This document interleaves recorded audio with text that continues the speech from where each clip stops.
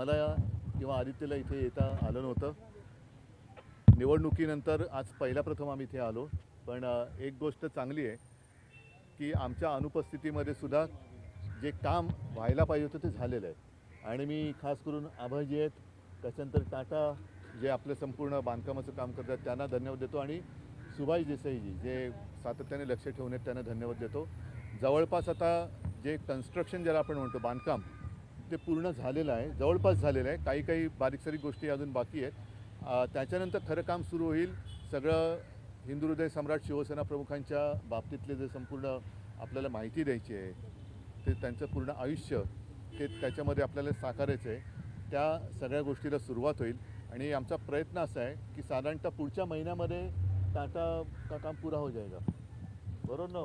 पुढे गेले टाटा. बरोबर. हां, जुलै एंडपर्यंत बांधकामाचं काम पूर्ण होईल असं आत्ता मला यांनी सांगितलेलं आहे. म्हणजेच काय की साधारणतः ऑगस्टपासून प्रत्यक्ष स्मारकाचं डिस्प्लेचं काम जे आहे आतमधलं, जे फार महत्त्वाचं असतं इंटिरियरचं, ते सुरू होईल.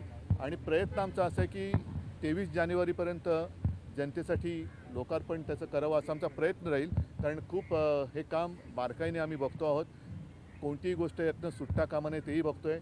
आणि आज पुन्हा एकदा आपल्या माध्यमातून मी तमाम नागरिकांना आणि हिंदू हृदय सम्राट प्रेमींना विनंती करतो की आपल्याकडे जर काही त्यांच्या बाबतीतले काही फोटो असतील, काही लेख असतील, बातम्या असतील, भाषणं असतील, काही आठवणी असतील, तर कृपा करून आपण शिवसेना भवन येथे आणून द्या किंवा आपलं स्मारकावरती इकडे आणून द्यावी, की जेणेकरून त्याचाही उपयोग आपल्याला या स्मारकामध्ये करता येईल. उद्योजी आतापर्यंत किती टक्के काम पूर्ण नाही, मी टक्क्यामध्ये कधी मोजत नाही. मी जसं सांगितलं की बांधकामाचं काम जे पहिलं महत्त्वाचं असतं. कारण तुम्हाला कल्पना आहे की पाठीकडे समुद्र आहे, त्याच्यामुळे पाण्याचा प्रचंड रेटा हा ह्या इथल्या सर्वच बांधकामांवरती येत असतो. त्याच्यापासून एक रक्षण करणाऱ्या काही गोष्टी कराव्या लागतात, ज्या मग ह्याला एक बेसमेंट आहे, मग ते पाणी झिरपता कामा नये त्याच्यासाठी सुद्धा काही खबरदारी घेण्याची गरज होती. त्या घेण्यामध्ये जो काही अवधी लागला तो लागला आणि तो आवश्यक होता. आणखीन काही बारीक सारीक गोष्टी ज्या बाकी आहेत, ज्या अत्यंत आवश्यक आहेत, त्या पूर्ण आता करायचं बाकी राहिलेलं. पण जर का बघितलं तर ढोबळमानाने बांधकाम तसं पूर्ण झालेलं आहे.